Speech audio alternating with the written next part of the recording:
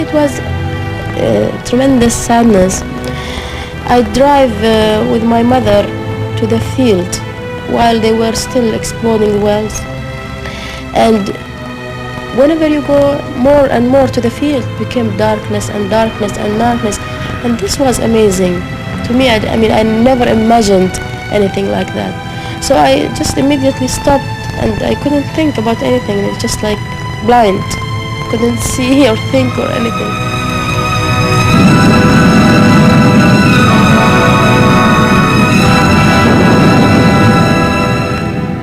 On the 2nd of August, 1990, Iraqi forces invaded Kuwait and set in motion one of the largest ecological disasters of our time. It was a deliberate assault on the environment, an act of vandalism on a scale the world had never seen. The full impact is difficult, perhaps impossible to grasp. Only now are we beginning to realize the true cost of the Gulf War.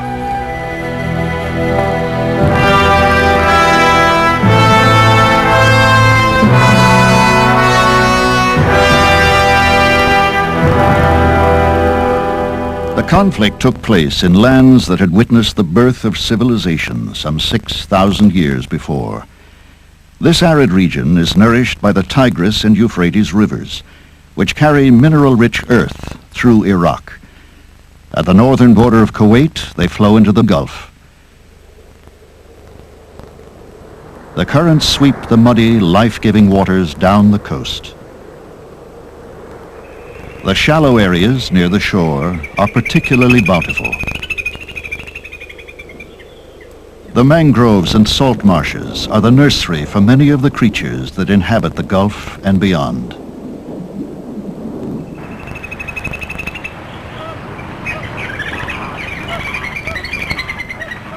Despite encroaching urban development in recent decades, these wide intertidal regions are laden with food that sustains an abundance of life.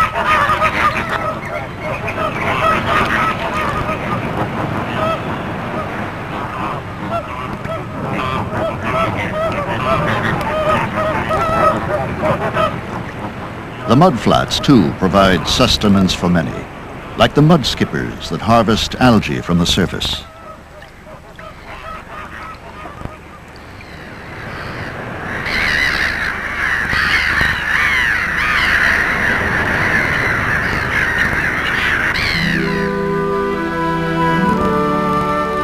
The sea itself is rich with plankton, upon which much other marine life depends.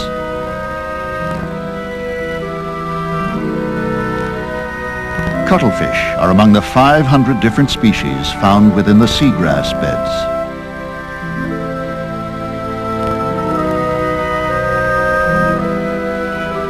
During the mating season, the coral reefs shelter rare and majestic sea turtles.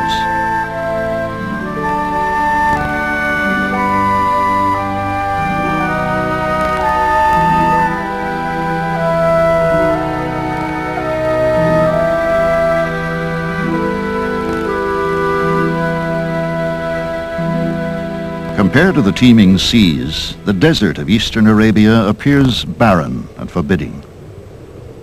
Over thousands of years, its inhabitants have adapted to searing heat and lack of water. In early spring, as war was about to break out, the pace of life was beginning to quicken.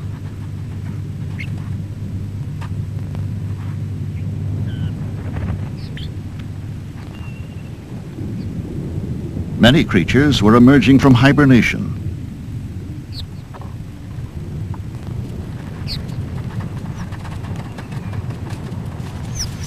Others were arriving to breed, attracted by the new growth and an explosion of insect life. Of all the rare and delicate creatures here, the houbara bustard is one of the most remarkable. It was once the prize for royal hunters, but the few that are left still make long journeys to settle and breed. The houbara migrates not only by flying, but also by traveling on long legs that can carry it at speeds up to 25 miles per hour. The male's marathon will have been worth it if he can attract a female with his flamboyant courtship display.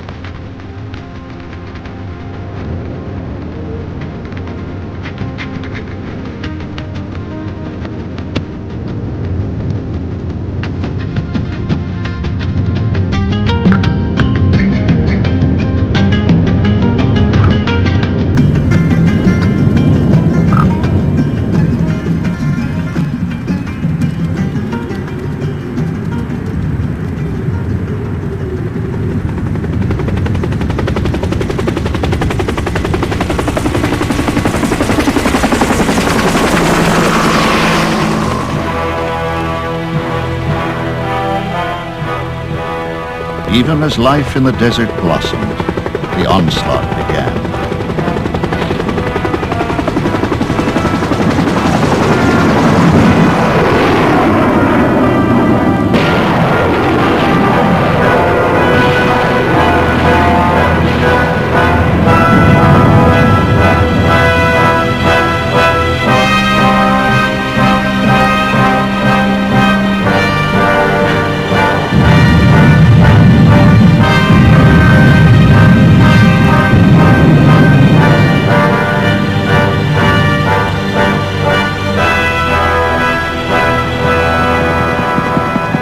In late January, a disastrous combination of Iraqi military action and sabotage sent millions of tons of toxic oil gushing into the Gulf.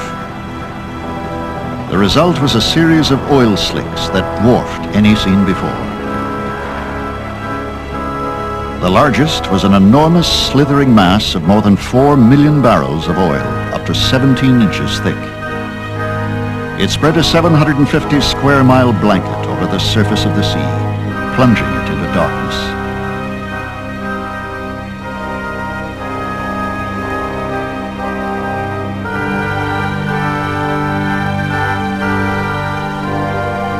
As the oil spread inexorably down the coast, it killed virtually everything in its path.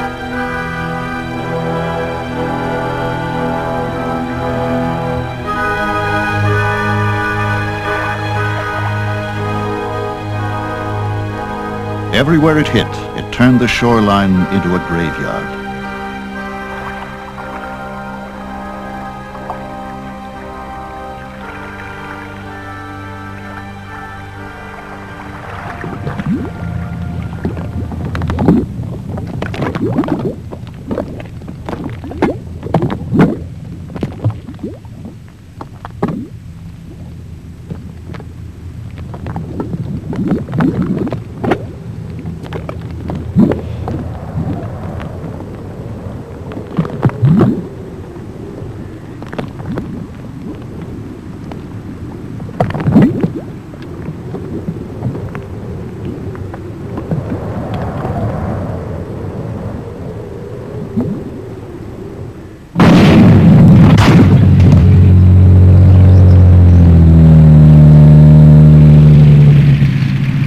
By the beginning of March, Kuwait was free, and for a moment the joy of liberation banished the horrors of occupation. But the euphoria faded when the grim aftermath of the invasion became apparent, and the scale of devastation was revealed.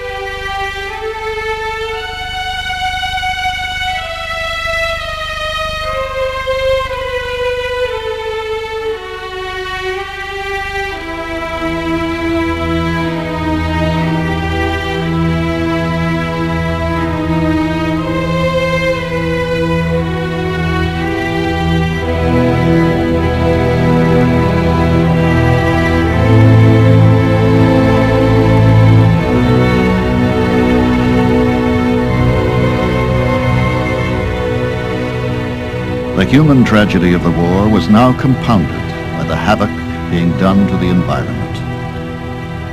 As the Iraqi forces retreated from the country they had ransacked, they set hundreds of oil wells on fire. One of those who witnessed the destruction was Kuwaiti petroleum engineer Sarah Akbar. It was on one Thursday when we were standing outside in front of our houses. We heard huge explosives going off.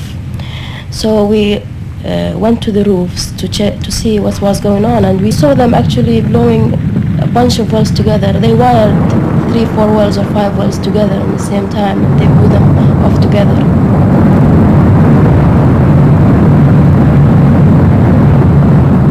The Iraqis had used their own petroleum experts to inflict the maximum possible damage.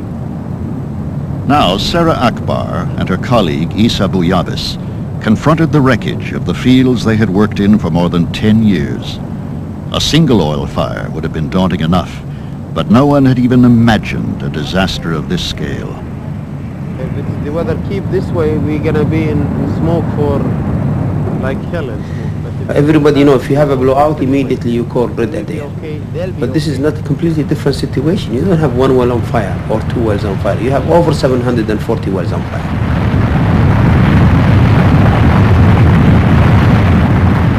With about 740 wells on fire, the not only Kuwait but the world were faced with this question: who can do it?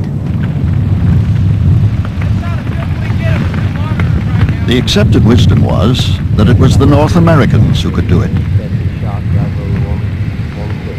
As the team surveyed the monumental task ahead of them, some speculated that it could take up to 5 years to subdue the wells.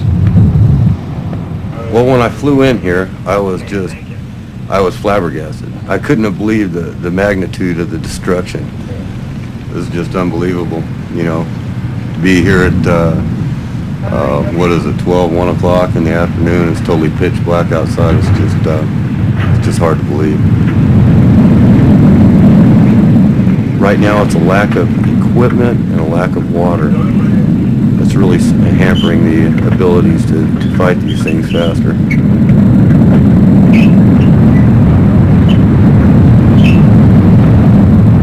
No one fire was like another. To quell them, the well cappers would need Kuwaiti Oil Company records. Foreseeing this, during the occupation, Sarah had acted quickly and courageously. She made her move while Iraqi forces patrolled the oil company headquarters. A group of us decided that we should go into the company office and smuggle all the information out for future use. We took all of that out and we just hid it in a safe place until the Kuwait was liberated, and then we brought it back. This information was the basic, essential information that all the firefighters used to control the wells. The safe place Sarah found was under her bed. It was very dangerous, but we thought that it's worth it. It was very worth it to go and smuggle all of that information. We took the risk because we knew what was involved. Armed with the crucial data, the teams of experts could begin to face the inferno, but it would be a long and dangerous task.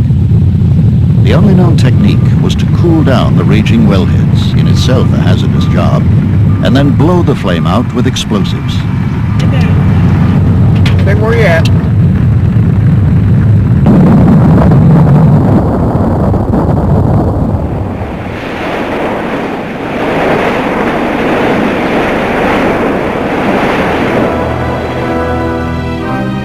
To make matters worse, the slick off the Saudi Arabian coast was advancing with every tide. By mid-March, it had ruined some 400 miles of coastline and was approaching a vital feeding ground for thousands of birds. Just south of the slick's huge mass, cormorants and grebes were feeding in the shallows, where most of the oil would be washed by the tides. As many as 40,000 birds would die as a direct result of the slick alone. It advanced ever closer, insinuating itself into every inlet and bay. When it arrived, the damage was massive. The rich intertidal areas, the source of life for so much of the Gulf, were being turned into wastelands.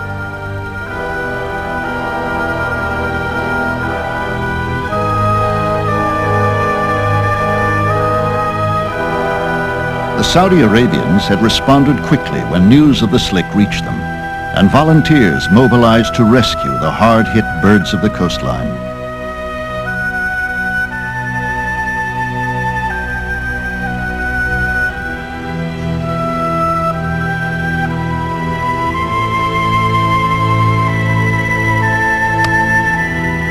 If the birds could breathe, there was still hope, even for those that were saturated.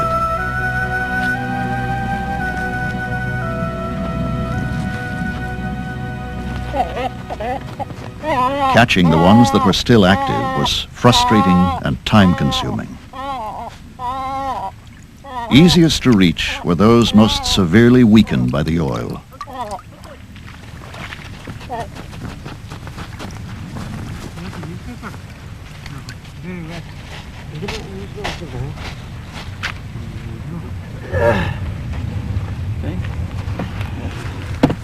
The huge losses deeply distressed ornithologists, like Mohammed Shubrak.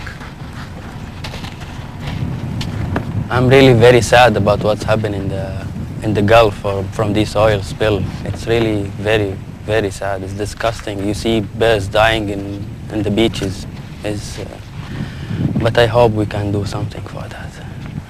And we collect more than 200 birds, and we estimate more than 6,000 birds died in that area.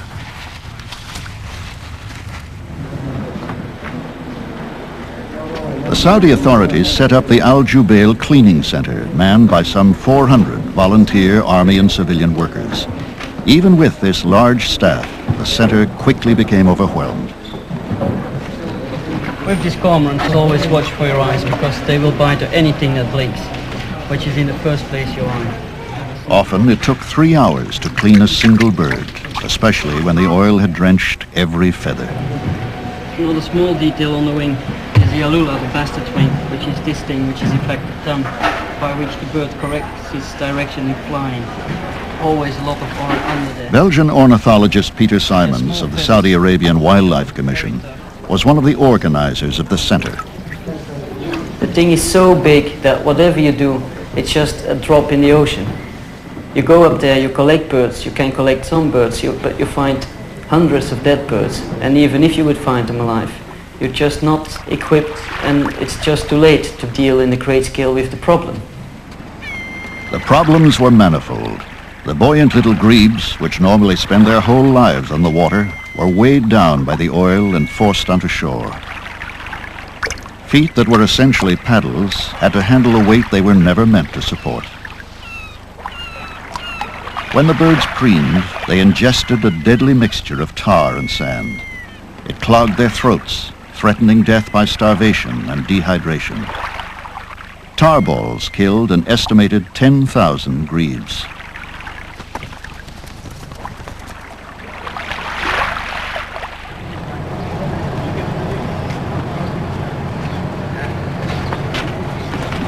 did this come from?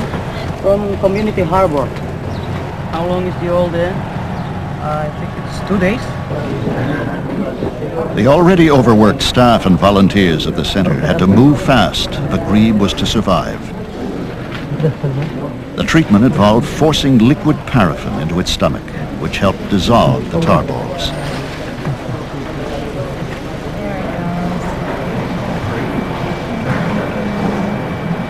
Maybe take it, Andy. You're a good patient. Afterwards, they were force-fed bits of fish to regain their strength.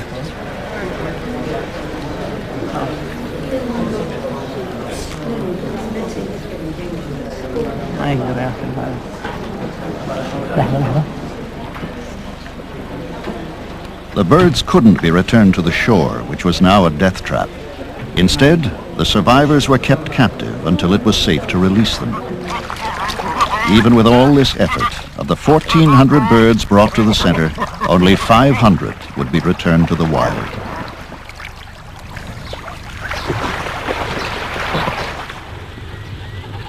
Not all the birds that died were killed directly by the oil. Even colonies that were out of the path of the slick would suffer. Among the most devastated were the cormorants, which were at the peak of the nesting season.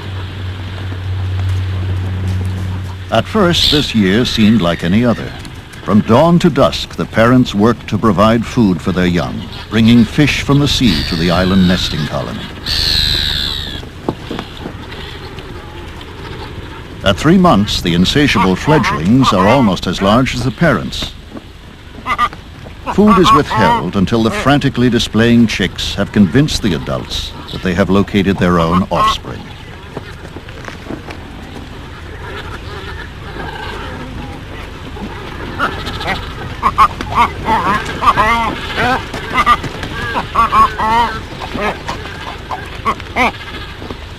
This year, though, there was more clamoring than usual.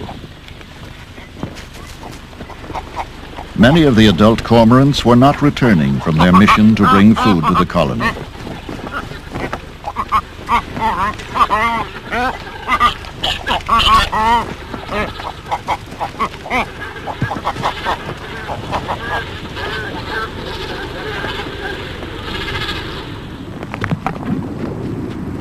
At the shore, some 30 miles away, they became prisoners of the oil.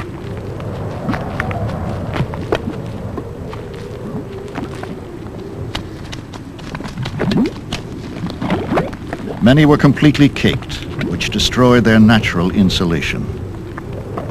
Unable to fly, they huddled on the beaches. At night, the temperatures plummeted. Thousands died of exposure.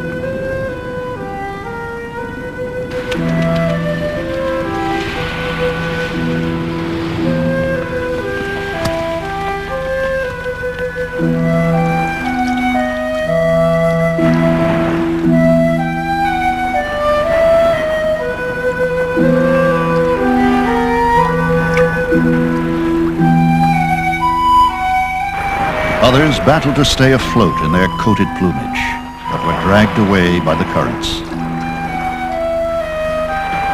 The cormorants were robbed of the ability to return to their helpless young.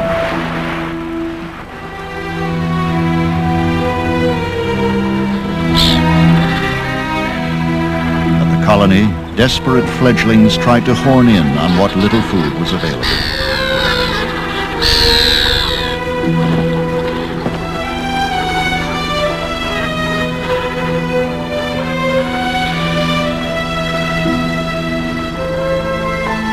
The orphans, at the very edge of independence, were doomed.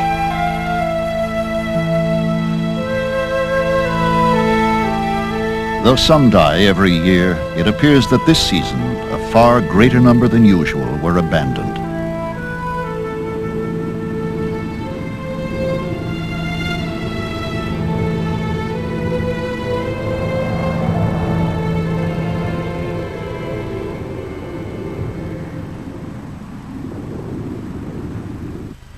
By the end of April, Kuwait City resembled some grim world of the future, where the sun had vanished from the sky. A pall of smoke shrouded it for weeks at a time. Since the end of February, the burning wells had been unleashing as much as 500,000 tons of pollutants into the air every single day. The number of cancers and respiratory diseases that will follow can only be guessed at. In the fields, many wells were still hemorrhaging incredible amounts of oil. I think few people have ever given a lot of thought to the oil on the ground. We've got lakes out here that are a half, 3/4 of a mile wide, a mile long, and 5 or 6 feet deep, and it's nothing but oil. Up north, they've got rivers of oil headed to the Gulf. The lakes were estimated to contain anywhere from 30 to 40 million barrels. Some were aflame, making access to the wells a potentially lethal proposition. When the wellheads were surrounded by a moat of boiling oil, one wrong maneuver could mean a fiery death. We first get to a well site with the ground fire. We have to build these ramps on top of the ground fire, and it's burning oil, it's boiling oil. And as you push with this dozer, if the ramp you're preparing isn't built correctly, it'll give way with you to sink. And if that dozer goes down and that boiling, burning oil, it's going to flash on you, it's going to burn you on that dozer.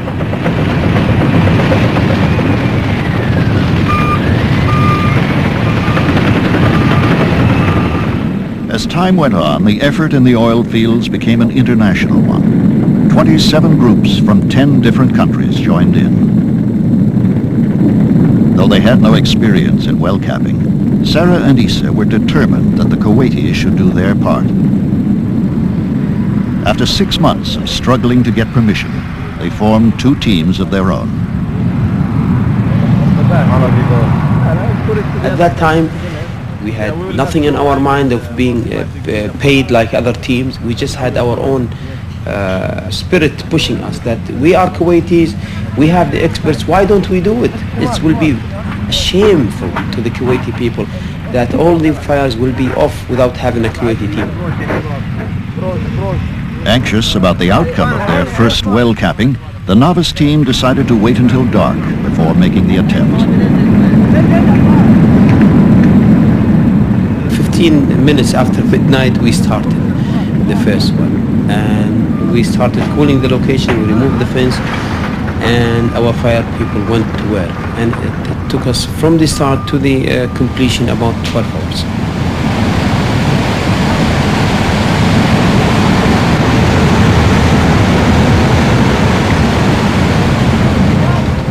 Their fears were unfounded. It was a triumph for Issa and Sarah, as well as the whole Kuwaiti team.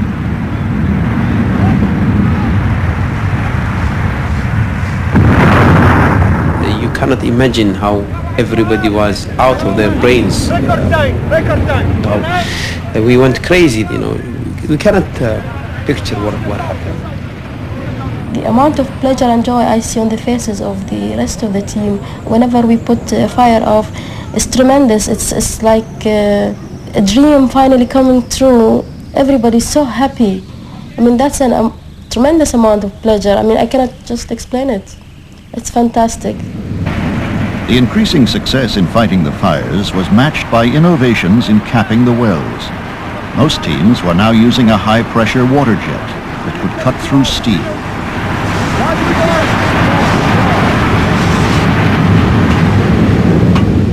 Initially, it had taken up to 8 days to remove and replace the damaged control valves. Now, the same procedure could be accomplished in a few hours.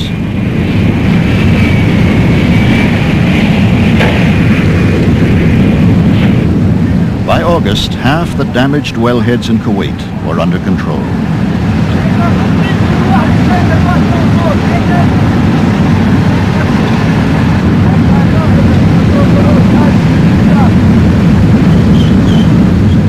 Other new techniques were springing up, but not without cost to the already beleaguered environment. Chemical foam was now being used to kill the flames in the area surrounding the wells. That wasn't all it was killing. As it seeped into the ground, the toxic spray was poisoning the earth itself.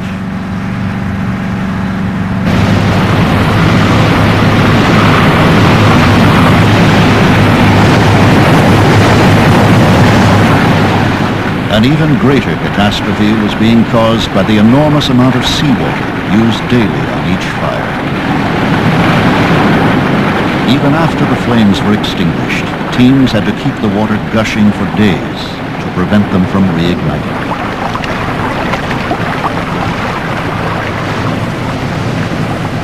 Millions of gallons of runoff were flowing into the lakes, swelling them at an incredible rate.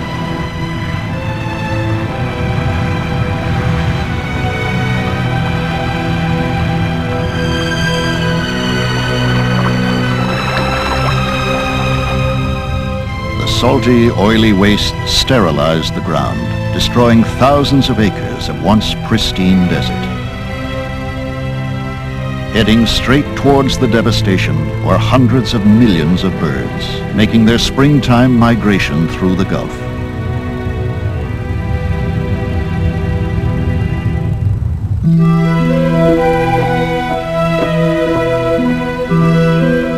For millions of years, vast numbers of migrating birds have traveled thousands of miles through Africa and Asia to reach their summer breeding grounds.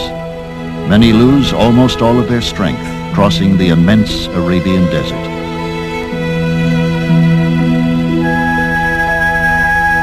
Even under normal circumstances, many species barely survive the journey. Completely drained, they depend upon finding succor when they reach the Gulf. Instinct, developed over the ages, directs the birds on a course from which they cannot deviate. Some even return to exactly the same pools and oases year after year.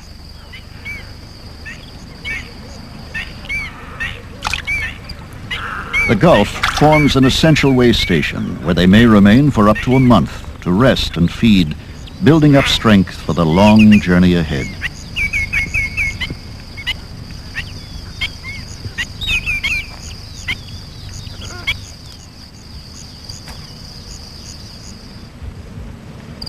But this year, they flew into an inferno.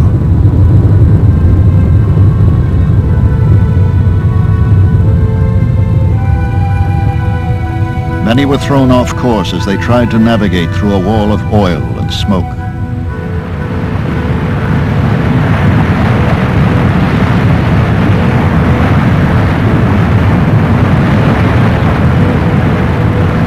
Unknown numbers of them would vanish, never to reach their breeding grounds to give life to the next generation. Wetland birds were attracted by what looked from the air like shimmering ponds. But it was a cruel joke played on innocent victims.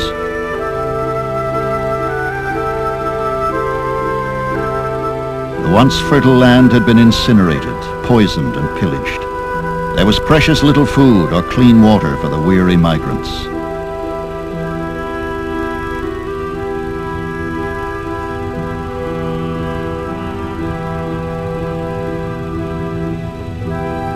Squacco herons were frequently seen in the oil fields, appearing confused and miserable.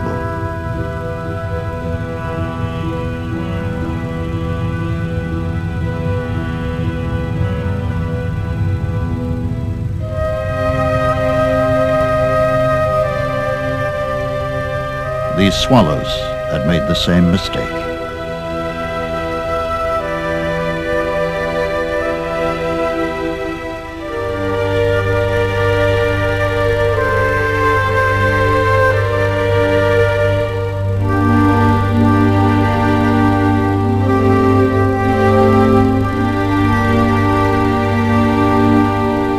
The smoke and soot from 1 million tons of burning oil a day continued to envelop Kuwait in a dark shroud. The winds carried much of it to the Gulf, where it defiled the sea with acidic rain.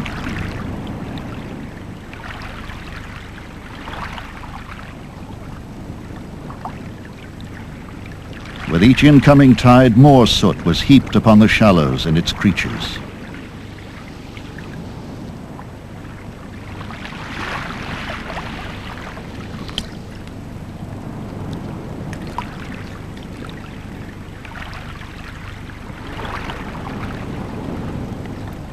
The death toll continued to rise. Those that fed on the carcasses took in toxins and in turn became poisonous themselves.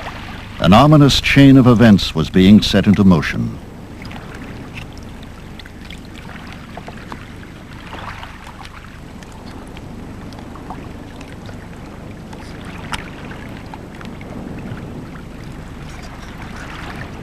Some shorebirds were not only eating oil-soaked food, but were also being crippled by the residue. Tar hobbled them by forming ankle weights around their legs. Migrants like these could be added to the list of those who were unlikely ever to reach their summer destination.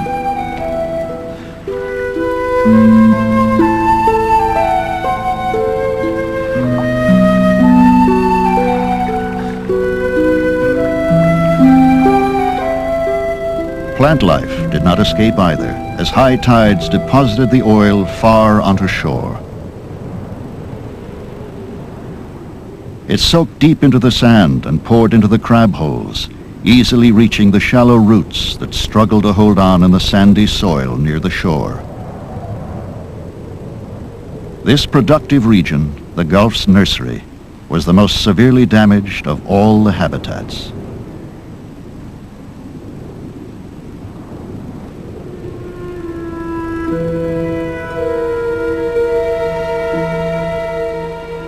In time, the slick began to degrade and break up, worked upon by oil-eating bacteria.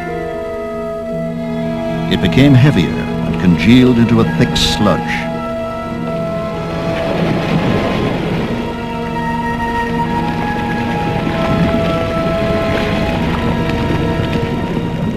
Globules began to sink to the bottom, carpeting the seabed.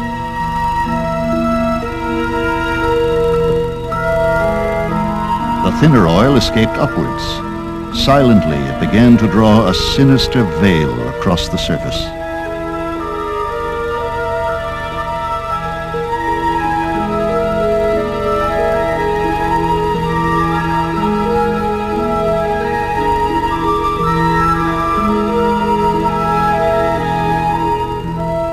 At the beginning of summer, a shimmering skin of oil was covering much of the water of the northern Gulf.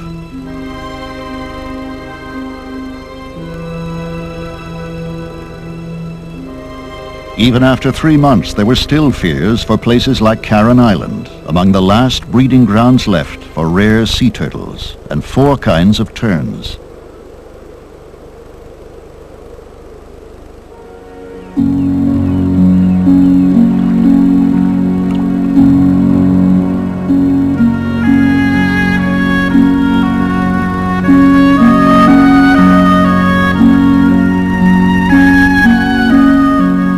In the sandy lagoons between the coral shelves, the sea turtles were beginning their ancient mating ritual.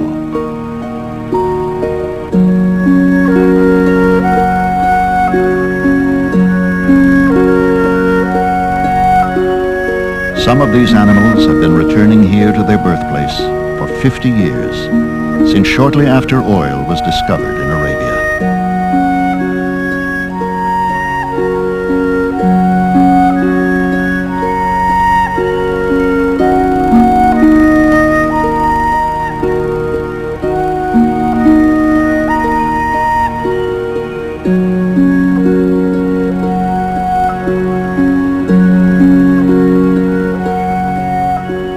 Mating turtles spend much of their time on the bottom of the sea. They may stay coupled for hours at a time, but must rise to the surface at least once an hour to breathe.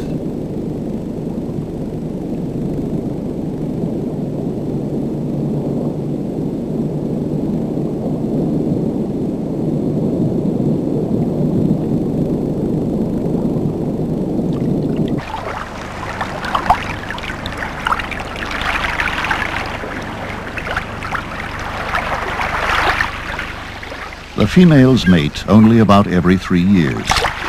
Those that arrived at Caron Island this season could have been headed for disaster.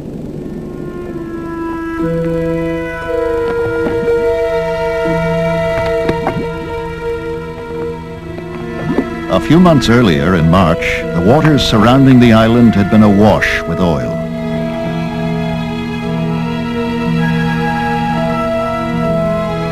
Some turtles, unlucky enough to be feeding in the area, had suffocated.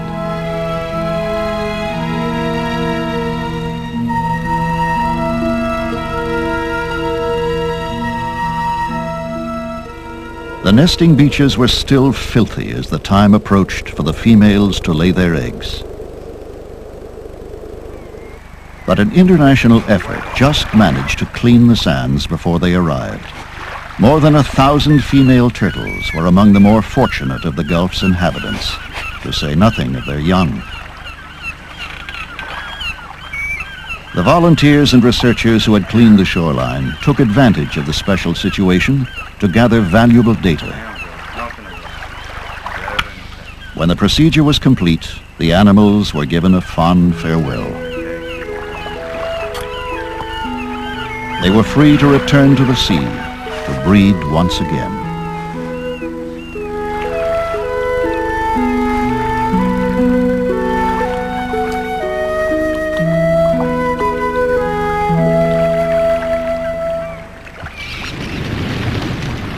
At about the same time, nearly 100,000 terns arrived at Caron Island to nest.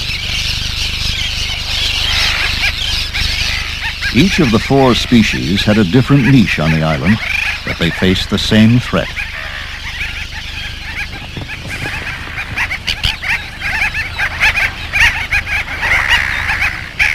A single microliter of oil on a tern egg, one tiny drop, can kill the embryo within. Because the birds would not settle to breed if humans were present, the volunteers had been forced to leave before they could scrape off the tar-covered rocks where the birds often gathered. But the terns were lucky. The tar had hardened and no longer presented a threat. The birds escaped without apparent harm.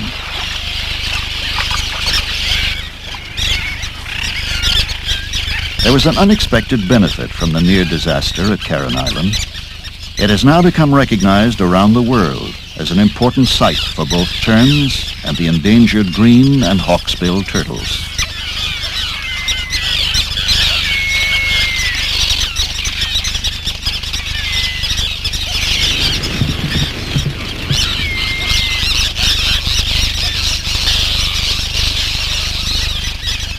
Not too far from the successes of Caron Island, however, the problems were still immense.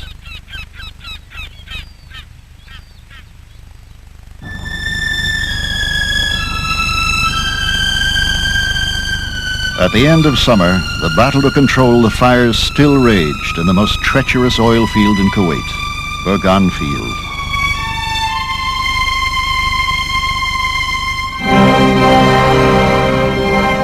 The detritus of the war was now cast into grim memorials to the destruction.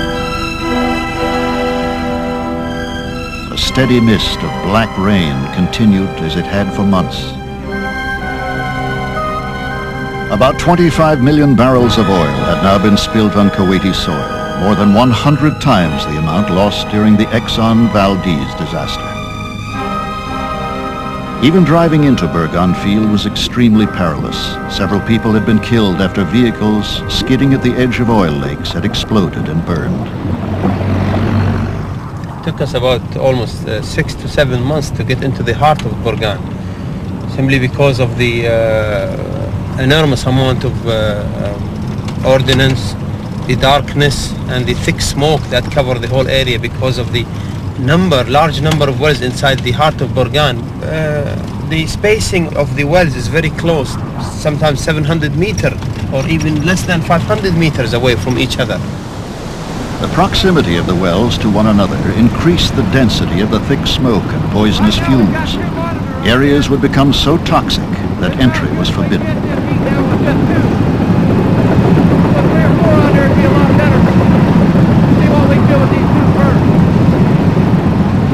On the one hand, the job demanded that well cappers move about the field. On the other, constantly changing conditions made it impossible to predict when and where these potentially deadly situations would occur.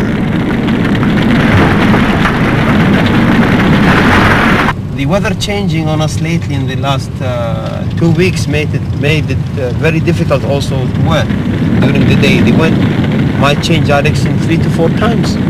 You know, start maybe from the northwesterly wind, then start shift slowly until it reach the southeasterly wind completely 180 degrees. Sometimes in 1 hour it might shift only twice.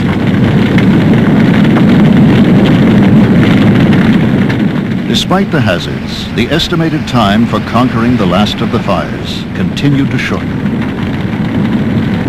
One innovation was both ingenious and eccentric. The Hungarians had converted a Soviet tank left over from World War II into a firefighting wonder, fondly dubbed Big Wind.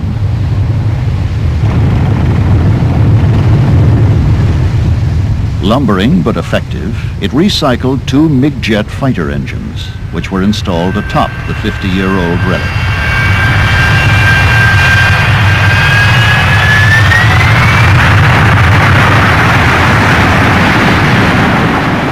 Their exhausts rapidly cooled the flow from the hoses, using only a fraction of the water needed by more conventional methods.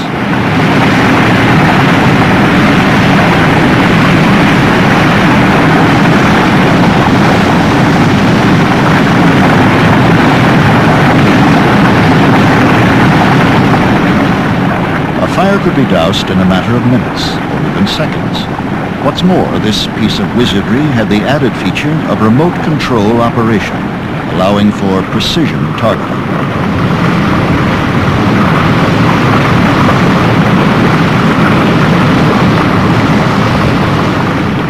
The head of the Hungarian team was justifiably proud of Big Wind.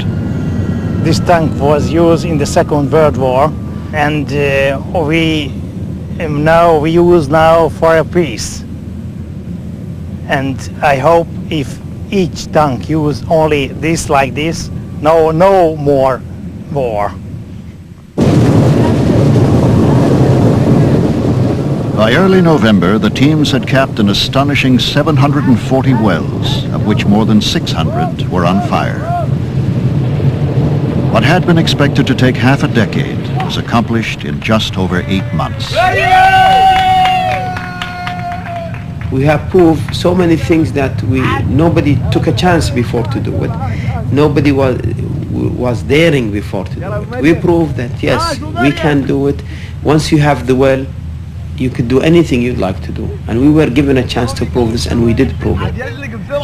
The well cappers and teams of volunteers who fought the first battles of the Gulf's environmental war have completed their task, but the struggle is far from over.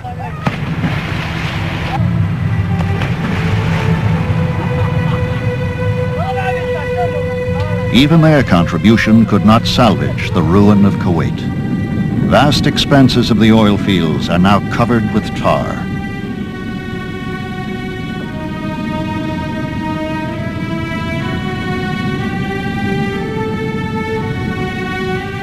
The crust of the desert lies broken and vulnerable. The land will be dangerous for years to come. Some doubt if it will ever recover its former beauty. To me, working in the field is a very peaceful place, very calm environment that I really enjoy, with all the flowers, all the grass, all the green, birds, animals, insects. After all these blowouts, it's no more the same, and I think it will never be the same. What had taken nature many thousands of years to create was obliterated in a matter of weeks. No one can be sure how much of the desert will bloom again and regain its fragile splendor.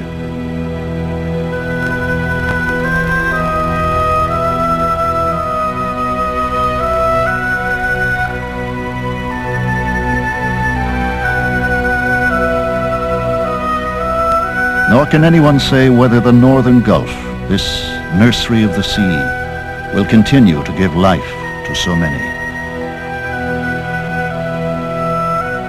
What has been called the mother of all battles was finally waged against the mother of us all.